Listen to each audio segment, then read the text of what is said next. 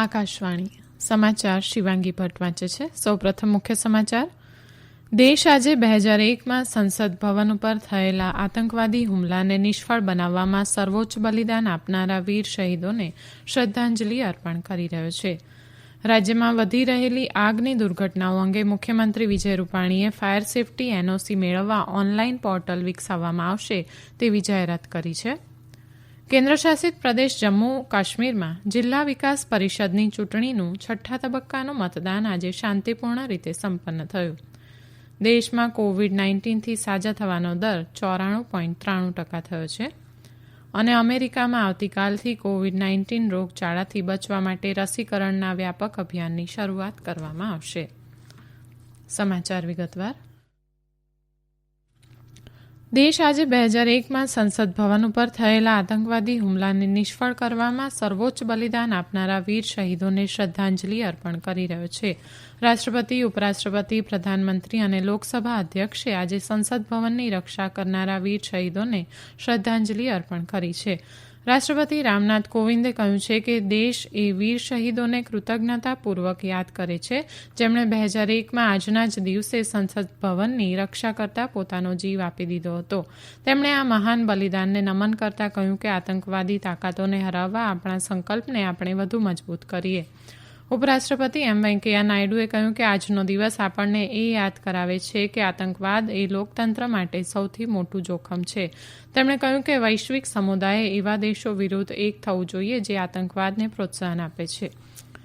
પ્રધાનમંત્રી નરેન્દ્ર મોદીએ કહ્યું કે આપણે સંસદ પરના હુમલાને ક્યારેય ભૂલી નહીં શકીએ. સંસદની રક્ષા કરતા પોતાના પ્રાણની આહુતિ આપનાર શહીદોની વીરતાને આપણે હંમેશા યાદ રાખીશું.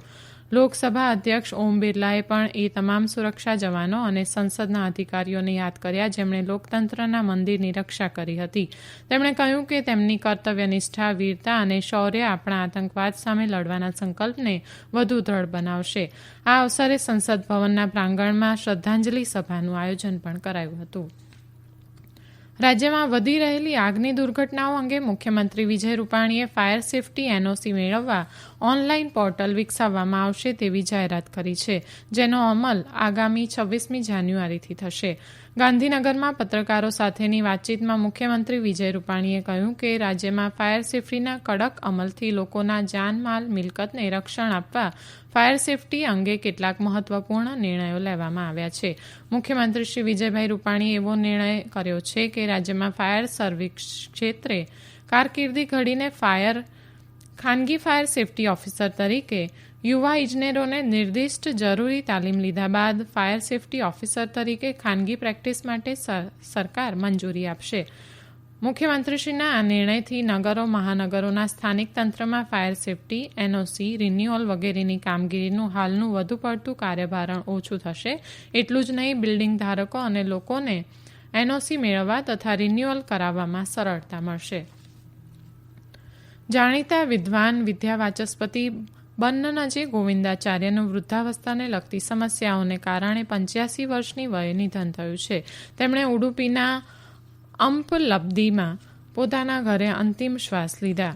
પ્રધાનમંત્રી નરેન્દ્ર મોદીએ તેમના નિધન પર શોક વ્યક્ત કરતા કહ્યું કે સાહિત્યમાં યોગદાન માટે શ્રી ગોવિંદાચાર્યને હંમેશા યાદ રાખવામાં આવશે. પ્રધાનમંત્રીએ કહ્યું કે શ્રી ગોવિંદાચાર્યનું સંસ્કૃત અને કન્નડ પ્રત્યે સમર્પણ પ્રશંસનીય છે. તેમના કાર્ય આવનારી પેઢીઓને પ્રોત્સાહિત કરતા રહેશે. મધ્વા વિચારધારાના પ્રચારક ગોવિંદાચાર્ય વેદ ભાષ્ય, ઉપનિષદ ભાષ્ય, મહાભારત, રામાયણ અને પુરાણોના વિદ્વાન હતા. વર્ષ 2009માં તેમને પદ્મશ્રીથી સન્માનિત કરાયા હતા. નાણામંત્રી નિર્મલા સીતારમણ અર્થતંત્ર સાથે જોડાયેલા વિવિધ ક્ષેત્રોના તજજ્ઞો સાથે આવતીકાલથી નવી દિલ્હીમાં ચર્ચા વિચારણા શરૂ કરશે. વર્ષ 2021-22ના સામાન્ય અંદાજપત્રના સંદર્ભે આયોજિત કરાનારી આ બેઠકો ઓનલાઈન પદ્ધતિથી યોજાશે. નાણાં મંત્રાલયે કહ્યું છે કે શ્રીમતી સીતારમણ બજેટ પહેલા પ્રથમ ચર્ચા દેશના ટોચના ઉદ્યોગપતિઓ સાથે કરશે, જે આવતીકાલે સવારે અને બપોર બાદ એમ 2 સત્રોમાં યોજાશે. કેન્દ્રશાસિત પ્રદેશ જમ્મુ કાશ્મીરમાં જિલ્લા વિકાસ પરિષદની ચૂંટણીનું છઠ્ઠા તબક્કાનું મતદાન આજે શાંતિપૂર્ણ રીતે સંપન્ન થયું. બપોરે 1 વાગ્યા સુધીમાં 42.79% મતદાન થયું હતું. સૌથી વધુ 56.9% મતદાન જમ્મુ ડિવિઝનમાં થયાના અહેવાલ છે. આ તબક્કામાં કુલ 31 બેઠકો માટે મતદાન યોજાયું હતું, જેમાં કાશ્મીર ઘાટીના 14 અને જમ્મુ ડિવિઝનના 17 મતક્ષેત્રોનો સમાવેશ થાય છે. 100 મહિલાઓ સહિત 245 ઉમેદવારો આ ચૂંટણી માટે મેદાનમાં હતા.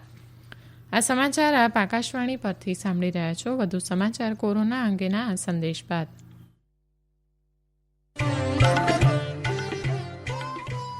કોવિડથી બચવાના મહત્વપૂર્ણ 3 ઉપાય: માસ્ક પહેરો, 2 ગજનું સલામત અંતર જાળવો અને હાથ સાફ રાખો.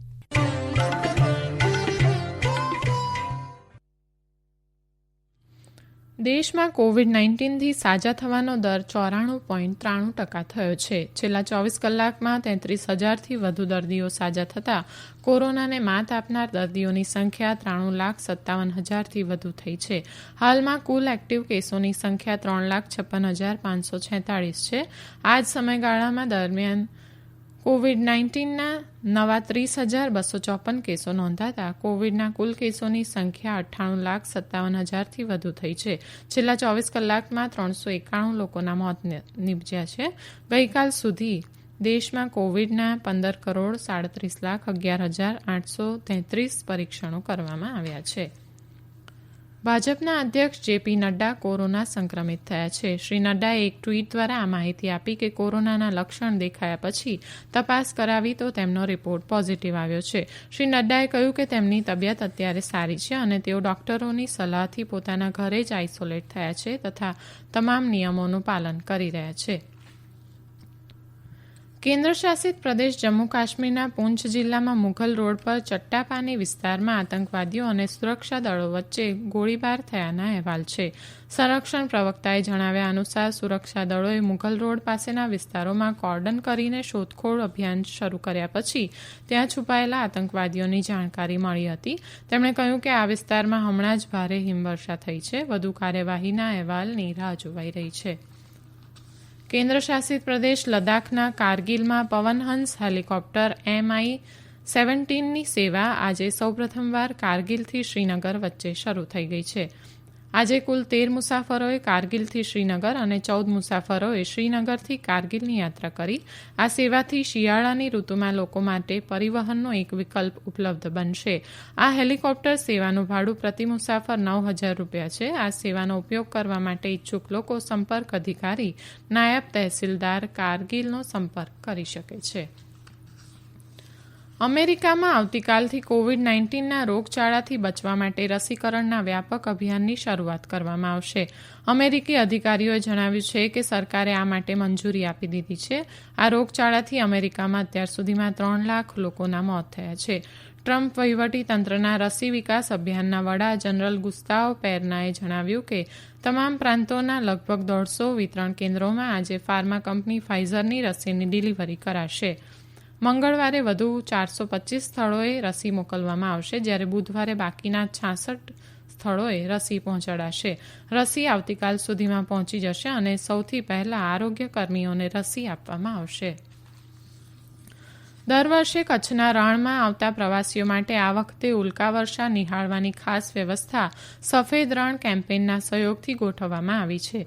આ વર્ષે 13મી અને 14મીની મધરાતે આકાશમાં 50થી 150 ઉલ્કા ખરતી જોવા મળે તેવી સંભાવના છે. દર વર્ષની જેમ આ વખતે પણ મિથુન રાશિની ઉલ્કાવર્ષાનો સુંદર નજારો જોવા મળશે. આ બાબતે ખગોળશાસ્ત્રી નરેન્દ્ર ગોર જણાવે છે કે ઉલ્કાવર્ષા વખતે ચંદ્રની હાજરી ન હોવાથી અંધારી રાતે વધુ જોવા મળે છે. આમ તો 7મી ડિસેમ્બરથી ઉલ્કાવર્ષાની શરૂઆત થઈ ચૂકી છે, પરંતુ સૌથી વધુ ઉલ્કાઓ 14મી તારીખે અમાસ હોવાને કારણે જોઈ શકાશે. ઉલ્કાવર્ષા જોવા માટે ટેલિસ્કોપ કે દૂરબીનની આવશ્યકતા નથી, પરંતુ નરી આંખે નિહાળવા માટે વધુ અંધારું હોય તેવું સ્થળ પસંદ કરવું જોઈએ. અંતમાં મુખ્ય સમાચાર ફરી એકવાર. દેશ આજે 2001માં સંસદ ભવન ઉપર થયેલા આતંકવાદી હુમલાને નિષ્ફળ બનાવવામાં સર્વોચ્ચ બલિદાન આપનારા વીર શહીદોને શ્રદ્ધાંજલિ અર્પણ કરી રહ્યો છે અને રાજ્યમાં વધી રહેલી આગની દુર્ઘટનાઓ અંગે મુખ્યમંત્રી વિજય રૂપાણીએ ફાયર સેફટી એનઓસી મેળવવા ઓનલાઈન પોર્ટલ વિકસાવવામાં આવશે તેવી જાહેરાત કરી છે. આકાશવાણી પરથી સમાચાર પૂરા થયા.